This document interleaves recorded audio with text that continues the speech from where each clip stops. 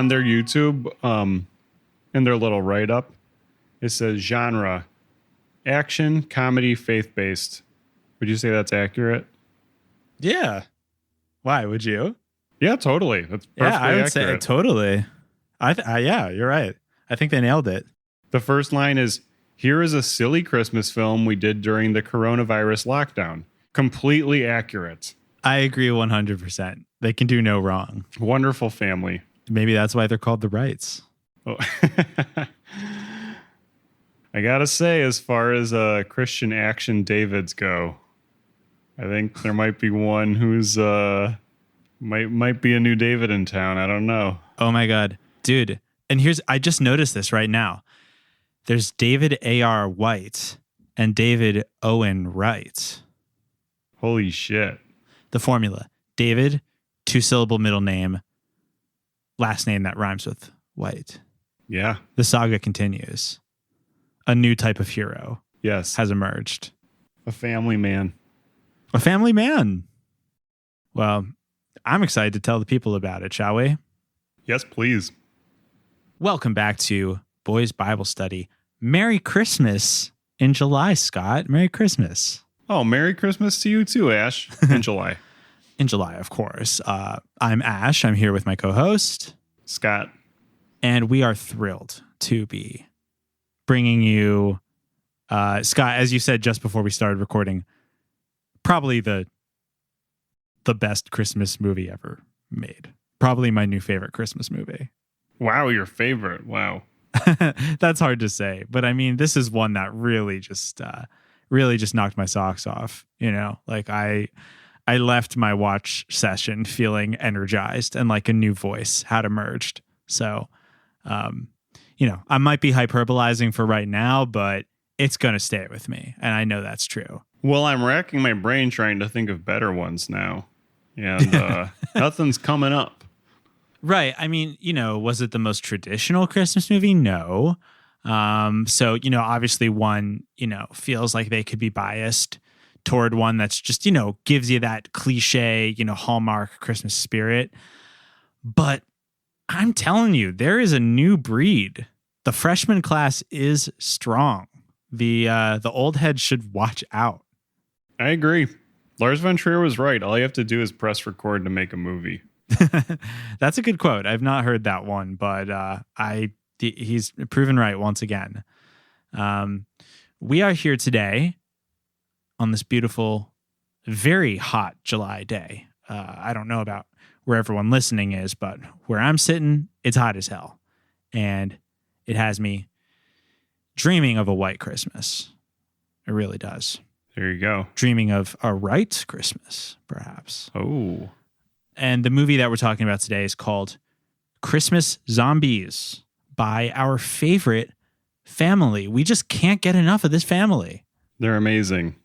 What other family is there to compare it to? Like the Coppolas, maybe? Yeah, they're absolutely the Coppolas of Christian film. I mean, you know, we're actually so obsessed with the Wright family that on our previous free episode, which was about 2 weeks ago, we talked about Halloween CandyMare, which was the second film by the Wrights we've covered. Previously, last year, we covered Halloween Hero. That's two just Halloween movies by the Wrights, although they obviously have many more. We're talking Christmas today. And, you know, I don't want to spend all episode on this because we've introduced them plenty, but let's please, for those who are here for the first time, Boys Bible Study, who are the Wrights? They are an amazing family that we believe lives in Maine.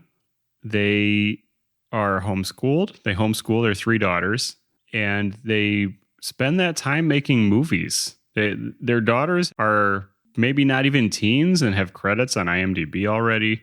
And they use low-budget filmmaking techniques and a lot of creativity and great teamwork to make really fun movies. That's for sure. Yes, they have. The family is comprised of Ashley Hayes Wright, who frequently directs the films, and her husband, we assume, David Owen Wright.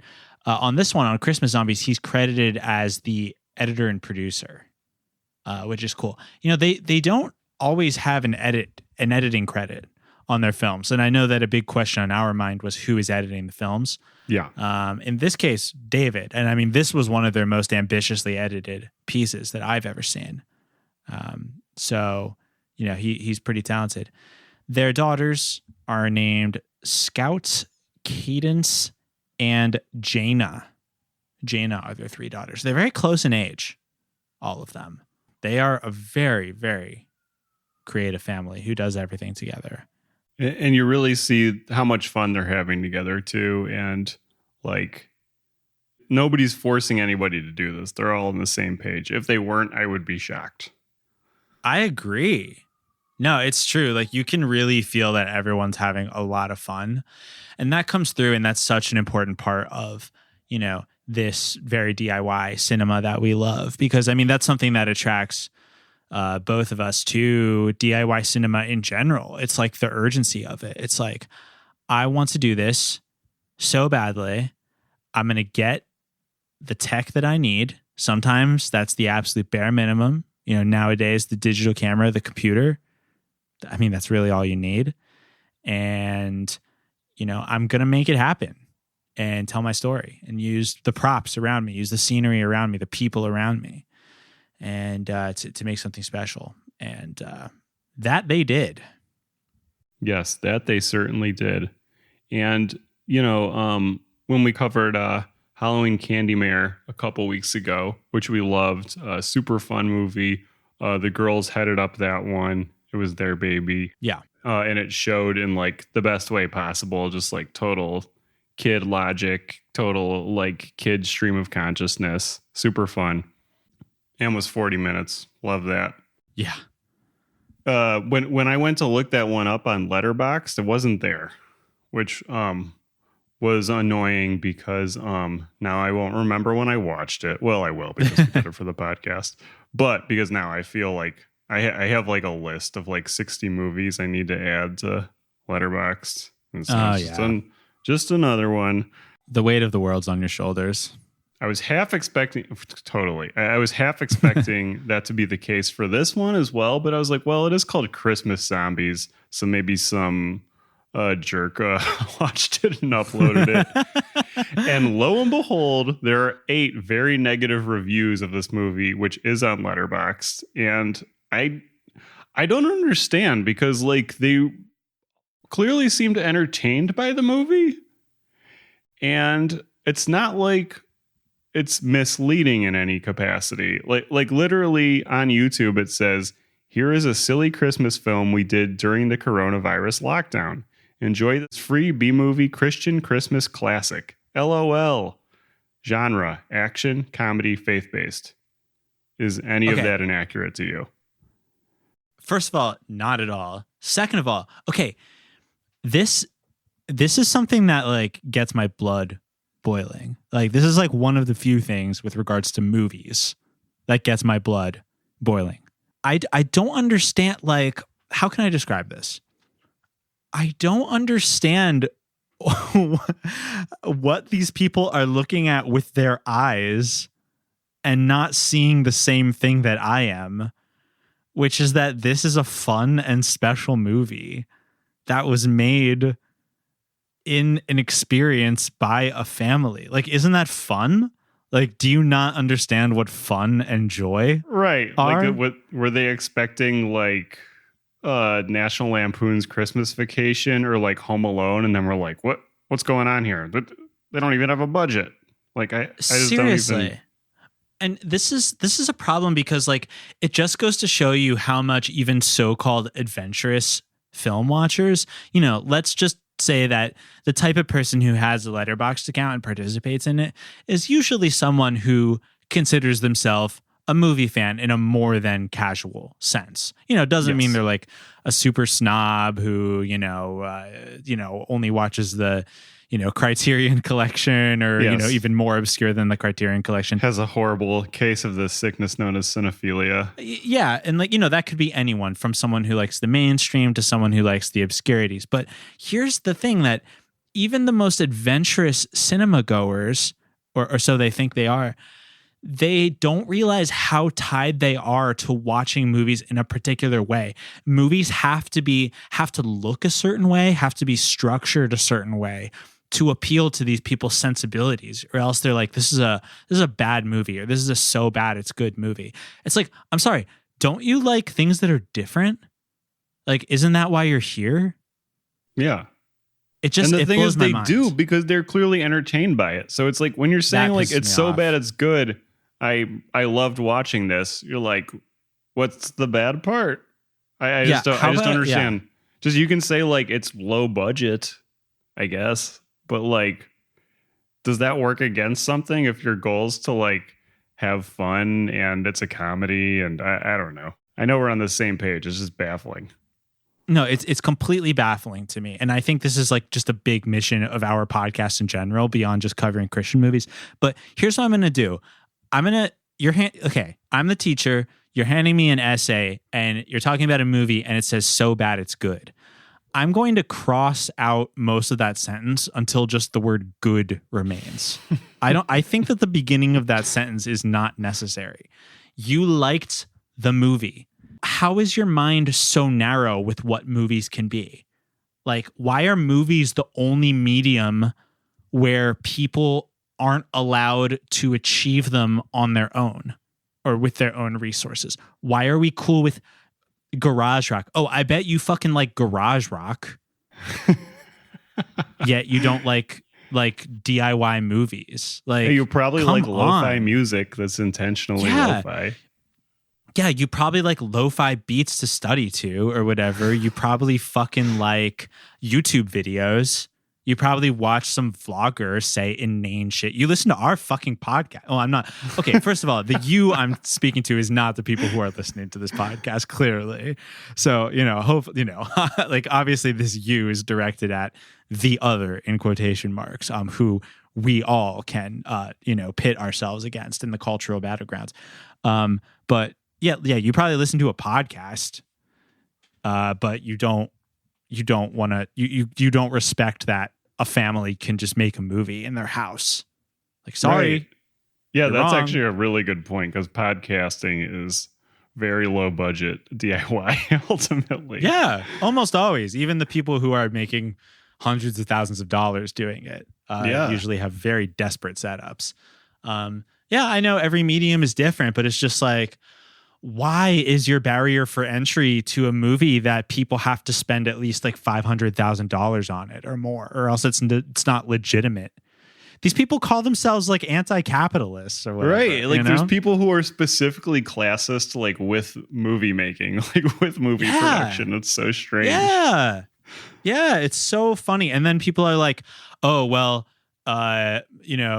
people who don't like Marvel movies are elitist, or people who don't like this type of movie are elitist. How about if you don't like the movie Christmas Zombies by the Wright family, you are elitist? How about that?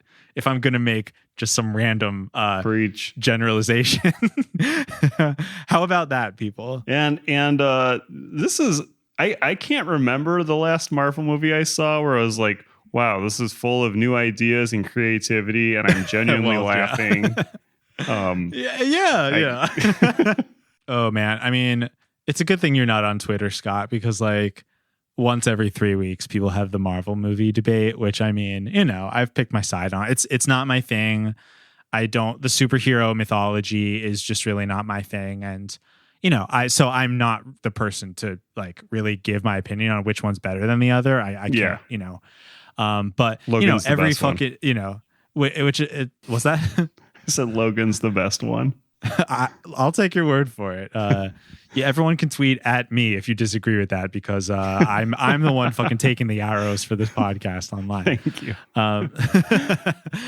But I'm just trying to say that, I mean, like a couple, like last year or whatever, when like Martin Scorsese said that Marvel movies weren't cinema, and then like all the Marvel fans were like, this old guy is a flop, blah, blah, blah, which was hilarious. And, obviously I picked my side in that debate, but then I've now been on Twitter, even just over the last year, I've seen this same debate happen about 7 or 8 times. So now I'm like, whatever. I love the Marvel movies. What people should really be talking about is Christmas Zombies by the Wright family.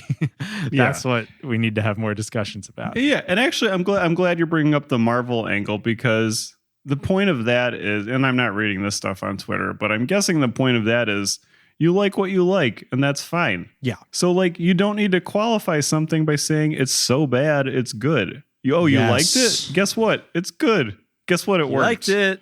They made something in hopes that you would like it and be entertained, and you were. And you did. You did. So what the fuck? So we all got what we wanted. It's a win-win situation.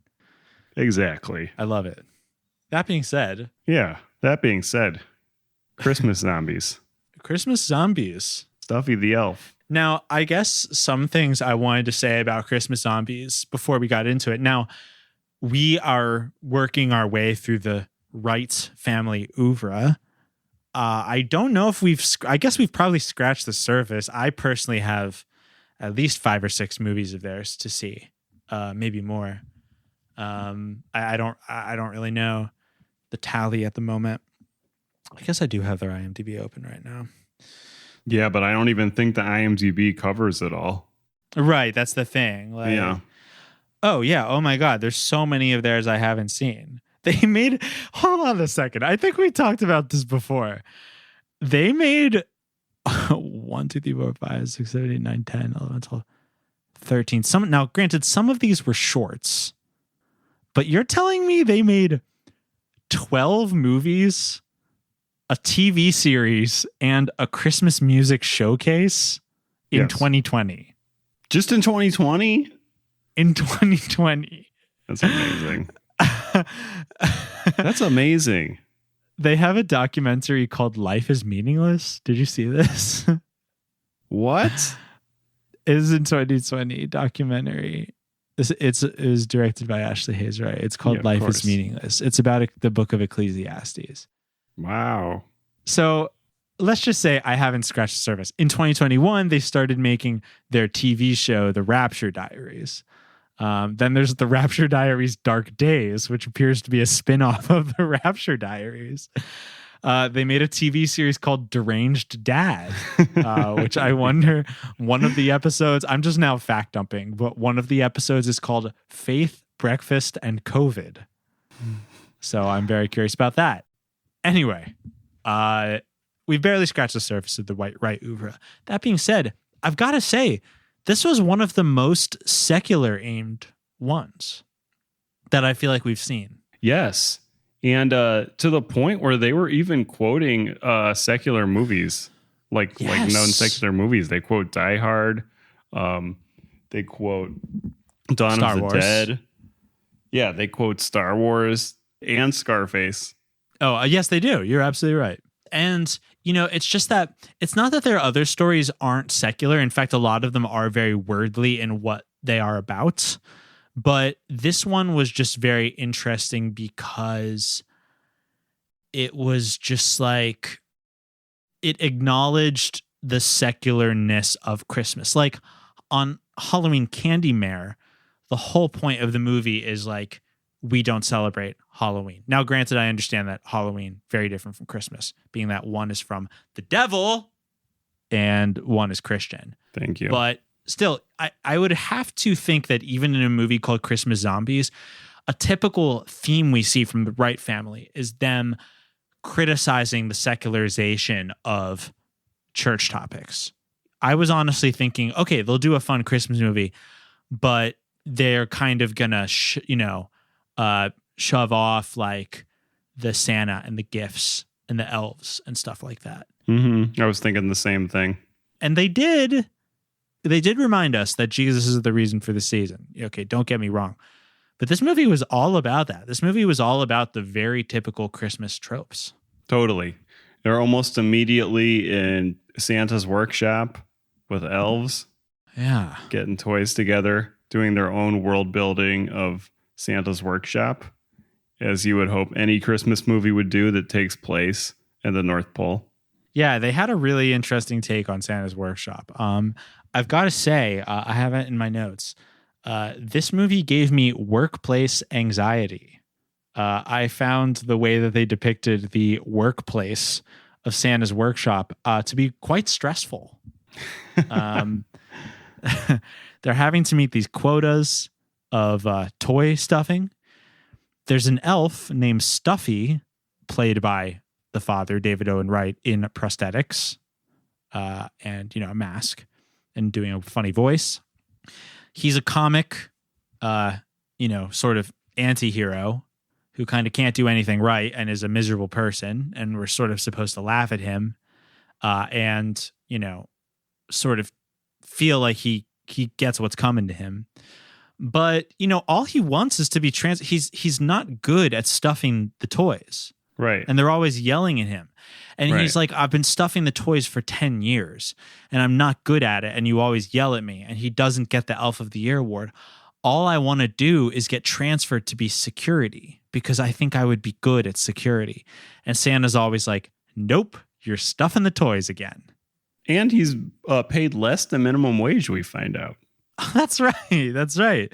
He says, I pay less than I'm paid less than minimum wage. My notes, which are kind of scatterbrained, there's a line that says, this is giving me workplace anxiety. And then underneath that, I wrote, elves are conscripted? 3 exclamation points. Because they really are sort of, this movie had me thinking about how elves are just sort of born into this life of conscription. And, they really don't have much of a choice other than to work in the factory town of the North Pole. And he wasn't even born into it. Santa's kind of fucking with him a little bit because at some point he says he mentions the work conditions that he does not love and he doesn't even get paid minimum wage. And Santa's like, I took you in when nobody wanted you. Stuffy, instead of making toys for children with a good heart, you have done nothing but complain. You didn't get me on security. You didn't give me the award this year. I'm underpaid. I don't even get minimum wage. I mean, what do you want to do? I've been patient with you for years, Stuffy. Well, what about it, Santa? Stuffy, I took you in when you were just a little boy, and no one wanted you because you were so naughty. Right. Okay. Yeah, so you're continually paying some kind of emotional debt to me because of stuff that wasn't your fault when you were a baby or a kid. When you're a kid or whatever, it's not your fault that nobody wanted you. Yeah. And then, we find out something else later, but I think we should save that for later. Yeah. But, basically he then says to Santa, well, fuck you anyway. And then Santa's like, well, maybe Christmas isn't for you and you're fired. And that's why I'm in a bad mood, because I don't even know who I am. But it's okay, Big Red. We all know who you are. We can't miss you. Pride cometh before the fall, Stuffy. I'm sorry. I'm going to have to let you go. Dad, you can't fire me. I'm an elf. Not any longer, Stuffy. Dad. Christmas is not for you. One other thing about him working that I wrote down is that at one point he's complaining to the other elves who are played by the 3 daughters, Jaina, Cadence, and Scout. And he says to them, basically, I've worked hard for 10 years, but have nothing to show for it. And one of them says, basically, it's because you weren't working with a good heart. Wow. Which I also found very, a little bit triggering. Yeah. Not to, I don't like to overuse the word triggering, but it definitely gave me the jitters thinking of workplaces I've been on in the past where that I loathed and tried my best, but it was very obvious that I loathed everything about it. And unfortunately, you just don't, that's not a good position for you or your employer as best as you do, because frequently you don't do very good work and, your employer doesn't, you don't get recognized. You get kind of marginalized. No one appreciates your work and it all kind of feeds into it. Mm-hmm. And doesn't feel good. I felt bad for poor Stuffy. Yeah, I did too. There was all these perfect little elf girls running around getting all the awards and he should have been transferred. Why didn't they transfer him? Seriously. And that I think I'm guessing, I don't remember who said that bit to him, but I'm guessing it was Happy, the character Happy, who is definitely also the same one who says when she finds out that he's unhappy working, well, have you tried smiling more? Maybe if you tried smiling more, you'd be happy. Why are you always so happy? Because it's Christmas time. And Christmas is a time to be happy. Be joyful. What am I supposed to do to be happy? Maybe you could try smiling more. Bye, Steffi. Can you imagine somebody, your coworker, who's literally named Happy and is like Elf of the Year telling you that? I would be beyond pissed. No jury could convict Stuffy for what happens next. That's all I'm saying. I agree. It's a great setup. That's why it's such a great setup, because it's like totally relatable. It's a great movie. Who is giving this movie 1 star on Letterboxd? I am going to, as soon as we're done recording, I'm going to open up Letterboxd and I'm going to write a very accusatory 5-star review that's like, all of you people don't have love in your hearts. If you gave this 1 star, I am going to sign up for 10 accounts just to give a 5-star review for every 1-star review that's on this movie. Yeah, I'm going to sign up an account for every character in this movie. And they're all going to give it 5 stars. Oh, boy. Yeah. It's worth mentioning now, too, just so you can kind of envision this, listeners, that there is tons of green screen in this movie. It is chock full of green screen. It's almost entirely green screen. And it's great. It really, you fall right into the world that way. It's wonderful. And they're able to like have more elves and stuff in the background who it seems are probably also played by the sisters, but you can't really tell. They do a good world building job with it. Yeah. Yeah. No, David Owen Wright edited this film, and it's like, he does all the special effects of like duplicating characters and making best use of the cast that they have. Very, very cool. Well done, David. Some of the most ambitious editing I've seen in a Wright family film. Yeah. So basically, Stuffy, he's fed up. He performs a sort of a 2013 era Southern rap song at the North Pole talent show. This one's for you, Santa. All right, hit my music. Dear Santa, I call him Big Bread. I call it how I see it, cause he's overfed. Too many cookies, will he explode? I saw him eat a whole box through his nasty nose. He overeats in his sleep till his wrist gets weak. He farts when he winks, cause his sleigh always stinks. He has mustard in his beard and grease in his head. If it's time to eat, you can count him there. What? Hey, who turned my music off? Hey, what? Big Red, where's I'm the winner. So going back for a second, after we Please.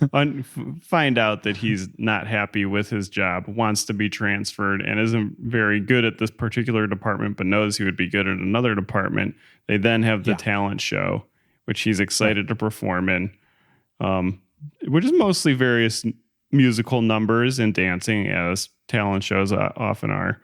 The beat that he raps over, did that sound familiar to you? I mean, kind of, but it's hard to say because, like, you know, a lot of that music uses similar sounds and tempo and stuff. So, like, maybe it was an instrumental off a somewhat popular song, but I didn't recognize it. Okay. Yeah, I was like getting like 1017 Brick Squad vibes from when I was. I literally wrote down in my notes, like, he performs a Waka Flocka Flame song at the North Pole talent show. Like, we're on the exact same page. That's great. Yeah. Very cool. I do want to say, we got to see the Wrights spread their wings. Because the thing about the Wrights, and I'm seeing this on all their stuff, is they definitely see themselves as musicians. Like, yes, they have musical ventures. They tried to do some sort of song contest a while ago. I don't know how that went. They have some kind of label vaguely. They release music. They sing. But I've got to say, Ashley has got pipes. Yeah. Ashley Hayes, right? She's got pipes. Yeah, she's good. And David is obviously doing a goofy rap song, but he has rhythm. Yes. Like he knows how to write a rhyme scheme and rhythm, which sounds like I'm not setting that high of a bar, but have you heard one of your friends try to rap? Like people aren't, not everyone is good even at doing stupid rap music. They obviously have music brain in the Wright family. Yeah, totally. And I liked how they auto-tuned the one daughter performing too. Yeah, they auto-tuned her in the wrong key and it sounded really cool. Yeah, I was like, yeah, they should have just figured out what key she was in and changed the auto-tune to that. She would have actually sounded really good, but it did sound very cool and swaggy. What child is this who laid to rest on Mary's lap asleep? Who angels read with anthems sweet, while shepherds watch are keeping. Sounded like Chino Amobi produced What Child Is This or whatever. The Chino Amobi Christmas album. Yeah. So after the talent show, Stuffy does not win, and he's not happy about it. He does perform a diss track, which is, maybe not the best audience for winning the North Pole Talent Show. But anyway. Maybe a little gauche at the North Pole Christmas Talent Show. Yeah, but that's what rap music is. A lot of it is about, braggadocio, That's a good point. They didn't understand the form. But anyway. Yeah. They didn't. I mean, Stuffy's just so misunderstood. He's so misunderstood. So then after he goes through his thing with Santa. So the thing is, the only reason Santa ends up confronting him about this is because the three Wright daughters as elves go to Santa and are like, Stuffy complains a lot. He's not happy. And Santa's basically like, uh-huh. And then they're like, and he's like talking a lot of shit about you behind your back. And he's like, wait, what? He's like, okay, now I'm listening. And then, it's that's the only reason he even wants to confront him about it or fix anything. Like, what? This is not a good boss. No, he's egotistical. Santa, first of all, the girls are always telling on him, like as if to compound a bad situation. Like he's like, yeah, and I can't even, confide in my coworkers because they're always like, yeah, and now Stuffy said this about you. And Santa's like, he said what? He said I look like a tomato? I'm firing this guy. All I can say is, I said it before, I'll say it again. No jury would convict Stuffy for what happens next. I agree. I would have been infuriated. Oh my God. And so, I mean, after this, they part ways and Stuffy plots his zombie revenge. And I'm not really clear on like how he did this, but it was really fun to watch how he did it. Where like another beat starts playing again, and then he's like stuffing zombies to life. Yeah. And using an Apple MacBook Pro to help do it too, which that tracks. That's how we do it nowadays. Yeah. Well, I don't know the rules of the North Pole. I'm not quite clear on how he did it, but I mean, just the fact that he can create zombies alone, I would say that is another sign that maybe he shouldn't just be stuffing toys. No, he's underused. He's underused.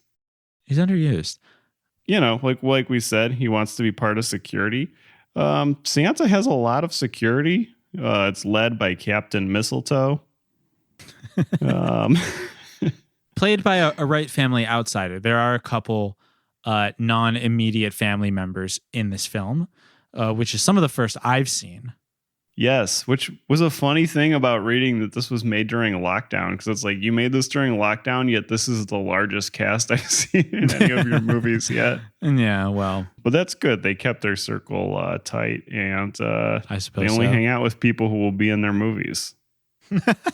That's how I want to be. Yeah, right. Good for them. And so he to get the security team out of the picture, he does the old laxative trick that apparently he's done before. The old laxative trick, as it's referred to in the movie. The old laxative trick. Security will never see it coming. And it works. He gets them out of the picture, and then he's just got like a whole army of zombies coming to get Santa. Yes, and he also I want to say he steals the sleigh and the reindeer and rides away on them, which seems like it should have been a really big plot point, except for about 7 minutes later. This is like at the halfway point of the hour-long movie. About 7 minutes later, the elves are talking to each other and they're saying, "Oh, hey, Santa found another sleigh and more reindeer in the garage. Christmas is saved." And it's like, oh, it doesn't matter that fucking Dasher and Dancer and Prancer and Vixen have been like carjacked by some random elf. Like they have the JV team is like ready and waiting in the wings. Like we never hear about them. Yeah, you never even hear Santa be like, Rudolph, no, I love them. They've been with me so long. He's like, they're replaceable. We'll take care of this. Yeah. And okay. I don't think we mentioned yet. So the way this story is being told is on a Christmas Eve by David to his 3 daughters. And he's kind of like riffing on a tale of, just a Christmas story about what's happening on Christmas. So it cuts back to where his daughters are questioning the amount of security that Santa has. And he says that Santa's a military man at heart. Hold on. You're telling me that Santa has a security team? That's not in any of the storybooks. He doesn't go advertising that sort of thing around. He's a military man at heart. Santa didn't make it under the radar this long for nothing. You can bet your candy canes he has a security team. There's reconnaissance involved. They need to find out what kids want for presents. There's no magic fairy dust here. Where was I? Oh, I loved that. And then goes on about that a little bit, which is pretty wild. But yeah, I loved it too. Very funny. Yeah, that was some really good world building. Yeah. Santa is ex-military, and that's why he runs a really tight ship in the North Pole. Lots of ground to cover with this plot, but basically, at this point in the film is when the real story begins, even though so much story has begun already. And basically, Captain Mistletoe and the North Pole team, they know that they're outmatched. I mean, we're talking a disgruntled elf with an army of Christmas zombies. So they need to hire in the big guns, and they do. We then see a team of secret agents, of zombie hunters, also played by the Wright family, mainly Ashley and David. David plays a character named Sergeant Gunner.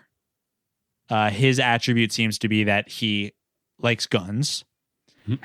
And Ashley plays Corporal Snowflake. And what I want to say about that, I want to preface by saying, now, David, I know you are a jealous man. You make it clear in this movie. You're very protective of your wife, as you should be. I think that's an admirable quality. I am saying this as a gay man who appreciates female beauty objectively. Ashley is looking hot in this movie. She looks great. She's wearing a full spandex bodysuit. I wrote in my notes, "Mama slay." She is great. She is great in this. She's great. Yeah, she can sing. She can shoot. She can, fight, do the wisecracking action thing. She plays an old woman. She plays Mrs. Claus, and she plays this feisty secret agents who, she and David's character are engaged in the film, but she says she doesn't want to, or they're not engaged. They're talking about getting engaged. They have a promise ring. And then she says she doesn't want to get engaged until David can prove that he can outshoot her because she needs a protector. Which I thought was a great character choice. Yeah. Like they keep the like Christian values, like promise, betrothed couple thing, but they like combine it with this cool like secret agent vibe. Very novel. I really liked it. Yeah, and it just really works too because their chemistry is obviously very real. They are obviously enjoy each other and enjoy making the stuff together, and it works. It's great. We did leave out the other agent, Mr. IQ. Mr. IQ. David said, or Sergeant Gunner says, you should practice more because we got to get ready to go help these guys. And he's like reading a book, of course, because he's Mr. IQ. He's Mr. IQ. And then without even like looking up from his book, he perfectly hits like 4 different targets with his gun. And he's like, I don't need to practice. Yeah. There's also, they're interviewing a new secret agent whose name is I Am Straight Business.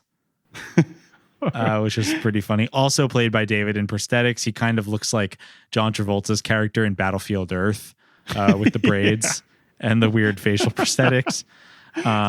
Very strange. Don't really understand why they had to have that in the movie, but I liked it. So great. Yeah, seemed like Mr. IQ could have just been better utilized, but whatever. Yeah. Yeah, he was mostly just a gag character. He didn't really help a lot. And then from there, they go on to fight the zombies. And Happy shoehorns in the reason for the season. Yeah. There are like 3 moments in the movie where a character turns toward the camera and is like, well, we do all know that Jesus is the real reason we celebrate Christmas. Actually, I wanted to bring up, I found this interesting, and maybe this is a common, obvious sentiment, but I never really thought about it myself, which is 2 of the elves are asking, I can't remember which 2 of the daughters. And, one of them says, hey, Jesus is the true reason for the season. And the other one says, well, if that's the case, then like, why do we give out gifts to the kids? And the daughter says, well, on Christmas, Jesus was the ultimate gift. And also the wise men gave gifts to baby Jesus. So giving gifts is just like part of the tradition. Basically saying that by giving gifts, you can still honor Jesus, even if it's kind of a worldly practice, because it's in line with the tradition of what happens on Christmas. I thought that was interesting. Yeah, and along those lines too, the head of security says when they're about to really go in on the zombies, fear God, honor Santa. Fear God, honor Santa. Great line. Man. Followed not too much longer by Yippee-ki-yay, milk and cookies. I wrote that one down too. I wrote down Yippee-ki-yay, milk and cookies. Very risque. A bit of a risque film. There was some flirting with profanity. That one's obviously, it's going to go over the kids' heads who watch it. But that's one for the adults, And also, again, we got Ashley in a bodysuit. We got everyone's sort of dressed in these like costumes that they bought on Amazon.com. It's very secular, It references secular films. It deals with secular holiday and movie tropes that we don't normally see in a Christian film. Yeah, just the concept of zombies. Now, interestingly, in this movie, even when Stuffy is debriefing his zombie army, he says that they have 3 objectives. And one of the objectives is, I wrote down 2 of them. I don't know why my attention span didn't write down the 3rd. But the first one was eat all of the Christmas gifts. And the second one was tie everyone up with Christmas lights. Don't hurt anyone. We have 3 mission objectives. 3. Number 1, eat all the Christmas gifts.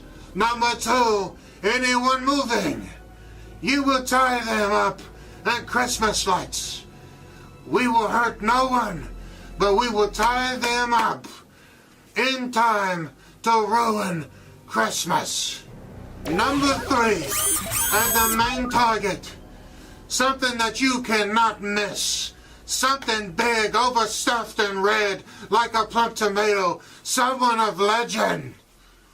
Big Red. The old diaper himself. Santa Claus. So there you go. They weren't even going to hurt everybody. Right. So he reanimated a zombie horde for the express purpose of tying everyone up so Christmas would be ruined. So, hey, I'm not going to tell you how you spend your time, Stuffy, but he's basically like forcing a strike against Santa's bad labor practices. Yeah, he even says at one point, "I'm on strike." And they're like, "Okay." They're like, "You're on what? Go home. You're fired." Unbelievable. Lots of stuff. I just on that note, I also wrote down some random line. Something I don't know if this is exactly word for word, but basically, like, Christmas is about celebrating the birth of Christ, and we can't honor Christ with unhappy elves. Like something like that. That might not be exact, but Stuffy, once again, Stuffy's dissatisfaction with his state in life is anti-Christian. Like, I thought that was interesting. Like, basically, what it means to be Christian is to just be like fully accepting and grateful of your station in life. And, I do think that that's true to some extent, like, I do think you have to understand, like, I don't know, for instance, I recently got a job I really like, which is a blessing. But the job I had before that, I didn't like so much, and it was really hard work, and it didn't pay very well. But, I would have to tell myself, and I did this quite a bit. I said to myself, this is a blessing that I have this. It's not what I want to do. I probably won't be doing it forever. Sometimes my days really suck, but I'm just going to say, hey, there's a lot of people who would kill for this job, for my apartment, for everything like that. So it's a blessing. I'm going to, it's what you have to do sometimes. There is something very wise about doing that. That being said, Stuffy's been fucking stuffing toys for 10 years. He just wants to work in security. These are elves. You're telling me you can't you're barely even paying them. You're telling me you can't just add him to the security force. He would love it. Right. And he's proven that he can outsmart the security force that already exists. Yeah. It's like when the government like hires hackers. They catch a hacker, and instead of putting him in jail, they hire him. Like, that's what should happen. And I guess it sort of does. Maybe we could talk about the ending of the movie. Most of the third act of this movie is fight scenes, which are very fun. Not a lot of plot to discuss, but I honestly found it to be very admirable. The choreography, the editing, the planning. That takes a while to plan the shit. Yeah. Have people never totally. tried? A lot of people like haven't tried to make anything. Like, making things is hard. I don't know. Maybe sometimes being a creative person means I like take it too easy on other creatives, but like, I don't know if that's a bad thing either. But it's like, bro, I don't know how to put together the fight scene in this film. Like, there's like guns shooting in different directions, like cutting to other people being shot. And like, you have to plan like what angle everything is coming from, It's hard work. It probably took them a long time. Yeah. Ultimately, you need it to just flow and you not question what's happening. And that's what happens here. So, like, it flowed and I didn't question what was happening. Like, I don't know what David and Ashley do for work, but like, assuming that they at least one of them has to spend a portion of their day working, they must spend all of their free time doing this. Yeah. They're getting so much done. But then again, if they're homeschooling, maybe this is like homeschool. I don't know. That's sort of what I think. But still, I'm just saying, like, you imagine like, one of them probably has to have a job, right? Right. Like, I don't know. I don't know what rent is like in Maine, but like, yeah, where they're at. they're, because they in Maine. Yeah, I mean, it's like if I had to guess, not to pry too much into their personal life, but if I had to guess, they're probably not rich, but they, have, they can have computers and a camera and stuff. Like nothing super fancy, but they clearly have enough to support themselves and, buy their costumes for their movies and stuff like that. So I would assume at least one of them is working a job. And that is just adds to all the more how impressive it is that they made fucking 12 movies in a year. That's a movie every month and then some. They're Like, probably getting Jesus. paid to punch up Marvel movies. Yeah, they probably collected like 150 million paycheck for for choreographing a fight scene in like Thor Ragnarok. I don't at me if that's DC. I don't know what Marvel or DC No, is. that's I don't know any of Marvel. this shit. Okay, good. There's a 50-50 chance. No, this is an unpopular opinion, but I actually prefer DC now because Yeah. it's less like Marvel is like within like a certain like center line that it can only sway a certain amount from, and DC is more like all over the place. So I feel like Sure. you're less likely to know what you're going to get, and that's ultimately what I want from a movie. Yeah, that makes sense. to Like, me. that's not the only thing I want from a movie, but that's a big thing. So Yeah. like there's things I like about Marvel movies, but it's rare that they really like surprise me. If Sure. that makes sense. It does. Yeah, no, it really does. It seems like some of the more like wild card films are DC. Yeah. But I've only seen a couple of them. But yeah. Hey, maybe they're coasting off of that. But all I'm trying to underscore here is what a fucking achievement it is to make all these damn movies. And it's okay if they're not your cup of tea.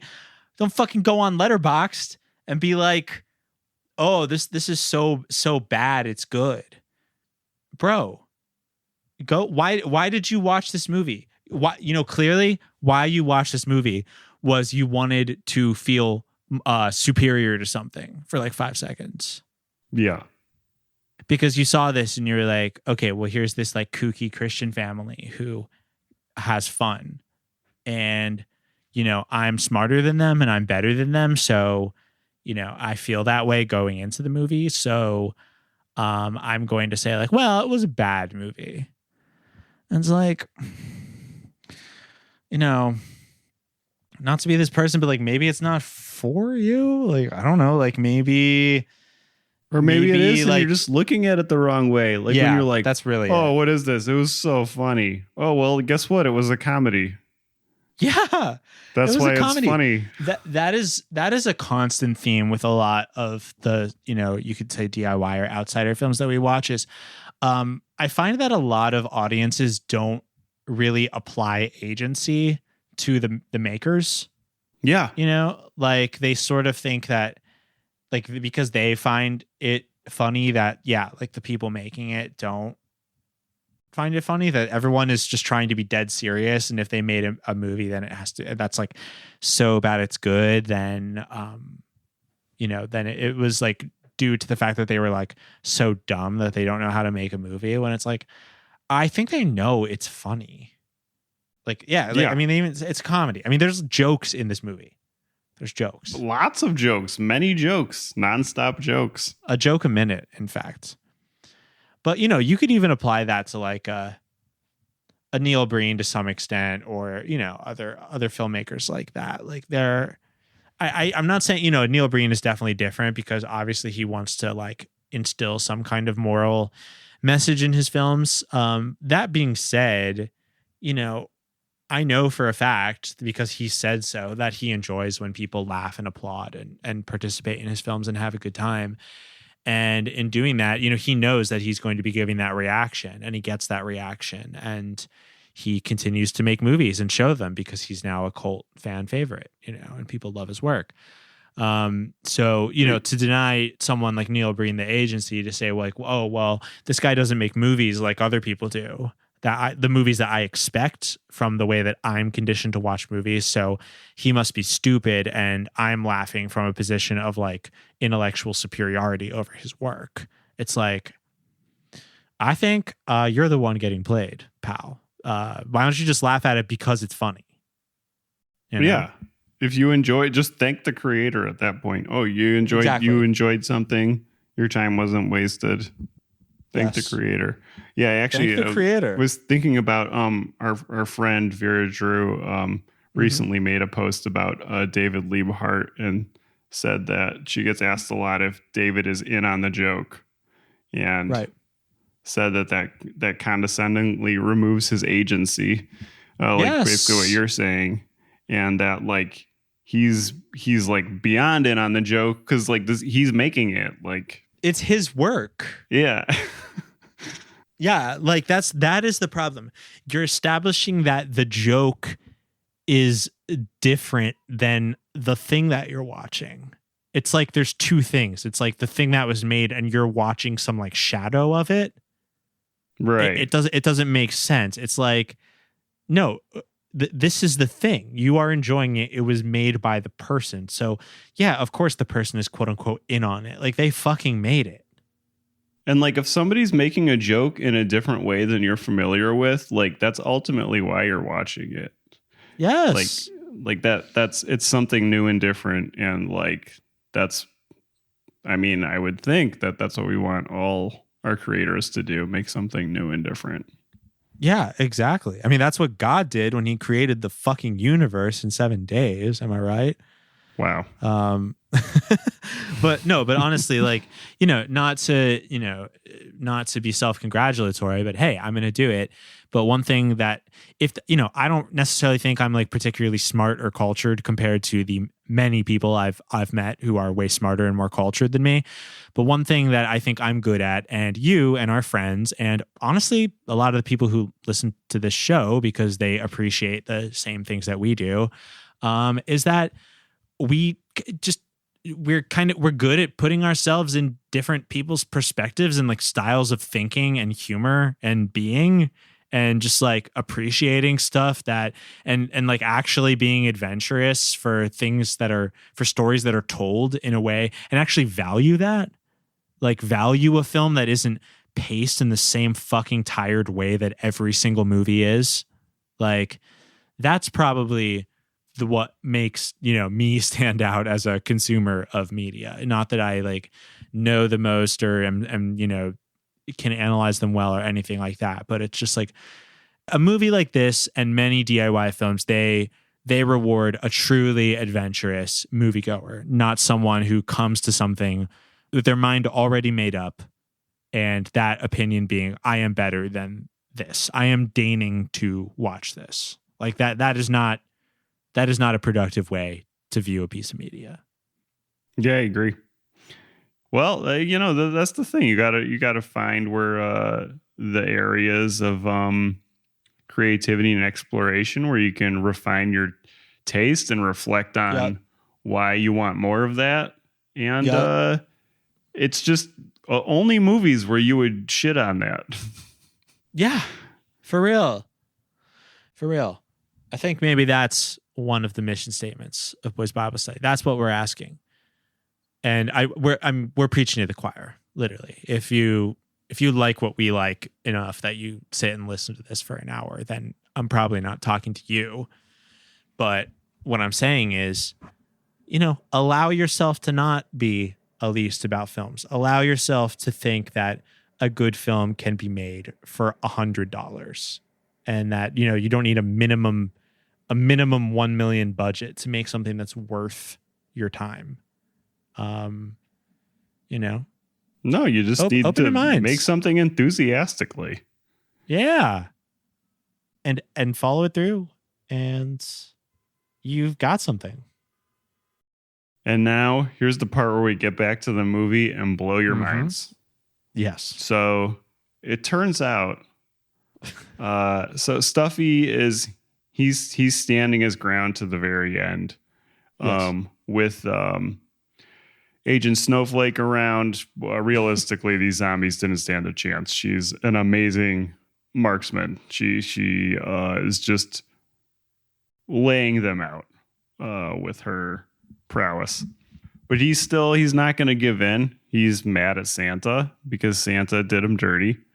And this is when Mrs. Claus steps in, also played by Ashley Hayes, right? Of course. And she says that he is, in fact, the son of her and Santa. Yes. Stuffy, Santa is your father. A chilling revelation. One that we may have seen before in the history of film. I can think of a couple films, one in particular, where where the character that you are rallied against, learning he is in fact your own father, that's a pretty pivotal plot moment. Actually, no, I can't think of any other films. Christmas Zombies did it first. Christmas Zombies did it best. They did it best. That's for fucking sure. And you know what? And this is one of the things that makes this a wholesome Christian film. Stuffy says, "You know what? I forgive you," and they hug it out. I forgive you, Dad. Give me a hug. You're like, yeah, it only took him creating a whole zombie horde to send at you. Yeah. Oh, that's a good point. And he still forgave you. I forgot about the fact that means that Stuffy is canonically not an elf. He's a human.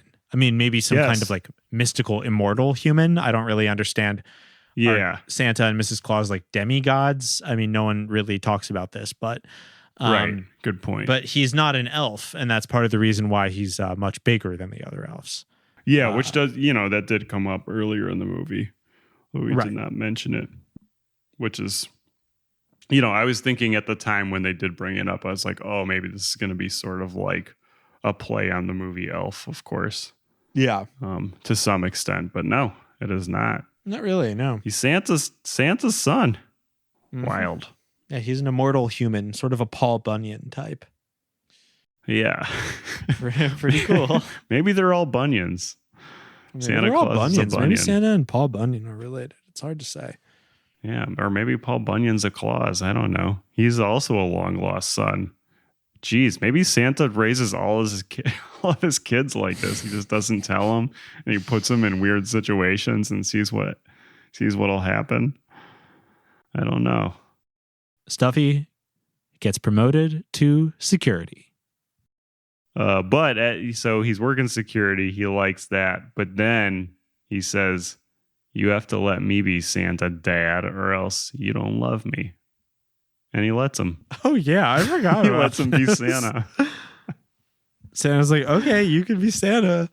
And all of a sudden, Santa's like ugly as fuck. Yeah. And then we cut back to the daughters listening to the story, and they're like, Mom, no, we don't want to go to bed yet because the plot just changed. And Dad is like, well, you do have to go to bed, and I'll tell you the rest of the story next year. We're getting a sequel, folks. I'm sorry, we're getting a sequel. Amazing. And I hope we do get a sequel.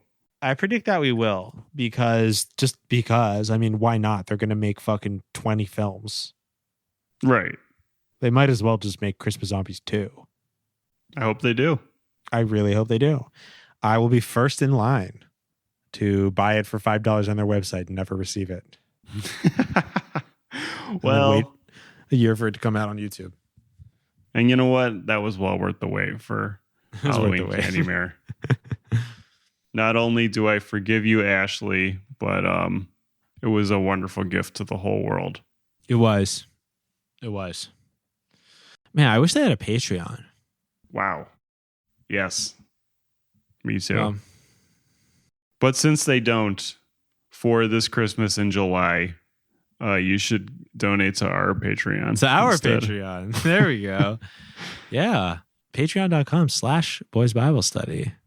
And we'll just keep telling you about these movies instead until they get a Patreon. We sure will. Well, what do you say, Scott? Should we rate this film? We should. Yeah, I think it's about time. Christmas Zombies. My gosh. Definitely one of the most, unique Christmas movies I've ever seen. I've got to say, I was a little hesitant going in because zombie media in the contemporary sense is not usually my favorite thing. Although obviously there's been many incredible zombie films in history. So I don't want to write it off, but the whole fucking like zombie apocalypse trend of the 2010s, just not really for me. A bit Reddit for my taste. That being said, I liked the zombies in this movie. They were all weird, like fucked up, like toys that were stuffed with magical stuffing that came to life. They looked very scary. I wrote in my notes at one point, very scary. He programmed a corpse to have his personality at one point. He was like, you will have my personality, which was very scary. You know, I'm going to have to give this film 8 out of 8 carjacked reindeer because this film was everything I wanted and more. And I, for one, cannot wait for the potential sequel. Wow. 8 carjacked reindeer, 8 bad reviews on letterboxd. Oh my God. More than a coincidence. One for each reindeer. Yeah. Unbelievable. Wow. I really love this movie. So much happens in it. The pace is great. The green screen's really fun. The way they use it, they just go all out. What a wonderful way to use your quarantine Christmas. Constantly amazed and excited by this family. Who is getting a better education than these girls? I don't know. Yep. I couldn't tell you. Couldn't tell you. I couldn't tell you. I didn't. Me neither. I'm getting off track here. I'm going to have to give this 3 out of 3 Christmas wraps. 3 out of 3 incredible Christmas diss tracks by Stuffy the Elf. Stuffy the Elf, the drill rapper of the North Pole. Yes. Really interesting stuff. 3 out of 3 David Owen Wright roles. Oh, I guess he had 4 roles actually. Yeah. Ashley Hayes, right. She had 3. 3 out of 3 Ashley Hayes Wright roles. Yeah. She destroyed it as always. Was great. Oh my God, she was fantastic. And she sang in this one. She really sang. Yeah. Yeah. It was wonderful. I enjoyed it. Gonna watch it again. And you should watch it too. It's on YouTube. It's on really YouTube fun. For free. Yeah, we'll try to link to it, but do a search for Christmas Zombies. It should come up. Christmas zombies. And if you don't like zombies, you don't like Christmas movies, you still very well may like this. I agree. It's really entertaining. You haven't and really seen funny. anything quite like it. It's very unique. We really enjoyed this movie, and we hope you do too if you eventually watch it, or hey, if you just want to listen to our review, that's great. We're glad you're here. If it's your first time here, please go to boysbiblestudy.com because on there you can listen to all of our back episodes, or you can find the buttons to subscribe on basically any podcasting service, and stay in tune with whatever we come up with next. We release free episodes every other week on Sunday mornings. But if you want episodes every week, if you really like what we do and you want more, you want that weekly new episode, go to patreon.com/boysbiblestudy. Subscribe for $5 or more per month, and you will get Boys Bible Study delivered right to your podcasting app of choice. You'll remember the Sabbath by keeping it holy every single Sunday.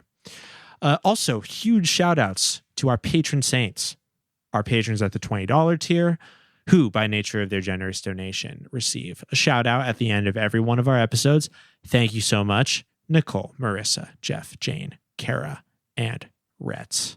We couldn't do it without you. Thank you enormously. Also, our outro music, as always, is Oh My God by Mary. From all of us here at Boys Bible Study, myself, Ash, my co-host, Scott, our co-host, Julian, who's on vacation right now. He'll be back soon. We would like to say, peace be with you. And also with you. And a Merry Christmas in July to all. And to all, a good night. Forgive me, Father, for I have sinned. I feel your love in me, it's coming from within. Oh my God. My devotion is so unwavering. Divine emotions when you enter me.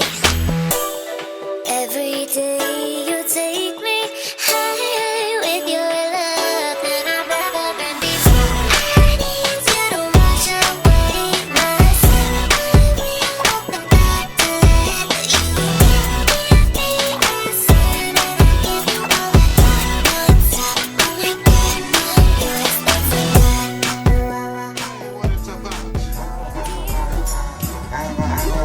Now listen. enough.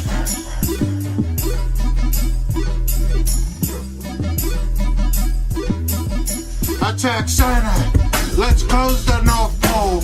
Check his hat. It's dangerous, not so. I won all the cookies, all of the gifts. Not to get rich, but to teach Saint Nick. I toilet paper his stocking all night. Asking why his pants are so tight. Nothing can stop my zombie toys. No more Christmas, no more joy, no more elves, no more lights. Merry Christmas to all